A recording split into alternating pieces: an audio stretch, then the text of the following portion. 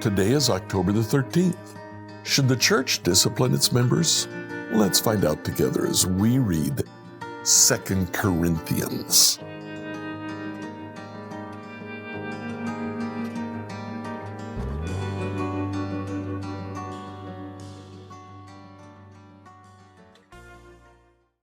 Reading through the Bible in a year today in 2 Corinthians, I'd like you to read the first 3 chapters, then skip over to chapter 7. You'll see why when you do. So in the first 3 chapters of 2 Corinthians, we come to realize that Paul had an ongoing letter relationship with the Corinthian church. In 1 Corinthians refers to a previous letter that Paul had sent to them and then received a letter back from them. That letter we don't have, but we do have 1 Corinthians. So in 1 Corinthians, Paul deals with the issues that he needs to talk to them about. We have looked at that letter over the previous several weeks. In 2 Corinthians chapter 2, verses 1 to 3, Paul says, "Now I wanted to visit you another time, but I was afraid. I had asked you to do something, and I was afraid you hadn't done it. And I was going to be so angry that I think I would have lost it." So Paul said, instead of visiting you, I wrote you a letter. That letter is a letter of sorrow, a tearful letter, a letter that brought them to tears.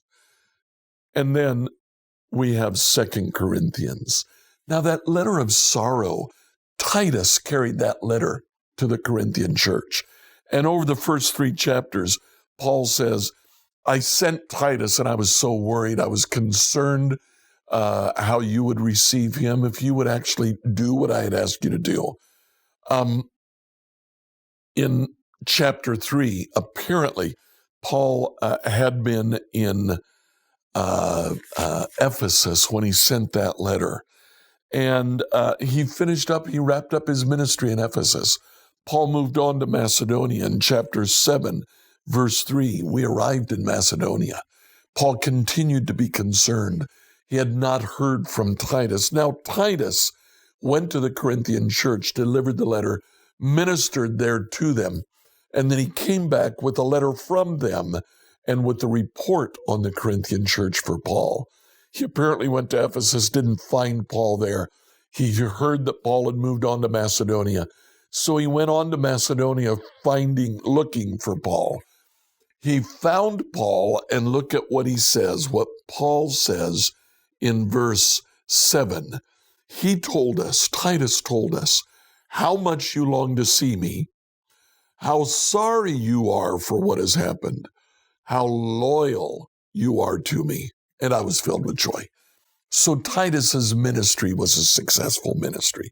Now that brings us to the question, what was the issue? What was it that Titus had gone to do? Well, in chapter 2, right after saying that Paul sent them a sorrowful letter, Paul says, I'm not overstating it when I say that the man who caused all the trouble hurt all of you more than he hurt me.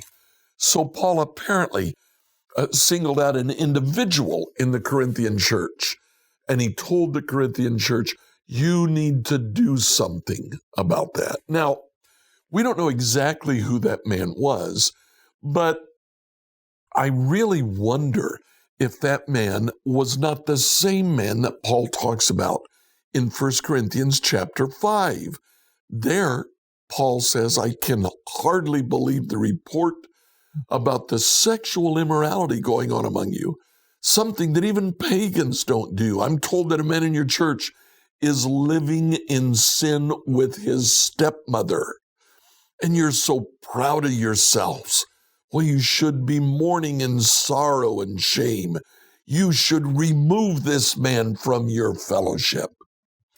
Paul says, what this man is doing is wrong, and yet you are apparently taking pride in what he's doing, probably saying things like, well, God has forgiven us, so it really doesn't matter how we live. It really doesn't matter what we do. what this man is doing, yeah, I might not do that, but it's okay for him because he's one of us and God has forgiven him. Paul says, no, he needs to stop. You need to remove this man from your fellowship. In fact, in verse 5, he says, throw this man out, hand him over to Satan so that his sinful nature will be destroyed and he himself will be saved on the day that the Lord returns. Paul calls what he's asking them to do, handing the man over to Satan. Now, that is probably not a statement that they should curse the man. Rather, it's remove him from your fellowship. Your fellowship is the kingdom of God. Don't let this man come into your fellowship. Let him know that if he continues to do this, he is not a part of God's family. He's not a part of God's kingdom. Well, Titus carried that message. Apparently, Paul was concerned after telling them to do that in 1 Corinthians. Paul wondered if they actually would. This man may have been one of the main leaders. We really don't know much more about the man. But if this is the man that Paul is talking about in 2 Corinthians, the man who caused all of the trouble and hurt you more than he hurt me, if this is the man that he's talking about, when Titus arrived to talk to Paul, apparently he told Paul they did it. They threw the man out, they excommunicated him, and apparently the man repented. He realized that what he was doing was wrong. So now Paul says in 2 Corinthians 2, verse 7, now it's time to forgive and comfort him. Otherwise, he may be overcome by discouragement.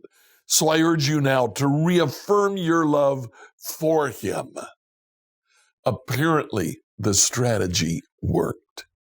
Now, I asked a question when we started. Should the church discipline its members? Yes, it should. In severe cases like this, cases in which there is a deep theological issue at play, or cases in which the church itself may be damaged and fragmented if the sin that's there continues. In those cases, yes, discipline your members. Here in our local church, there have been times when pastors have gone to individuals and confronted them with sin, confronted them with things that we believed would hurt and injure the entire church if it came to light. Frequently, those people have left the church of their own accord. Had they not, had they insisted on staying, we would have gotten to the stage that we would have asked them to leave. Should a church discipline its members? Yes. And the idea is not a punishment. The idea is to help them realize the extent of their own sin so that they would change from that sin. If they change, our call is to receive them back into the church. Like, follow, and subscribe to this devotional on whatever platform you use to listen to it. Email your questions to us at questions@becomehope.com. Tomorrow, we'll answer the question, what does it mean to be a new creation?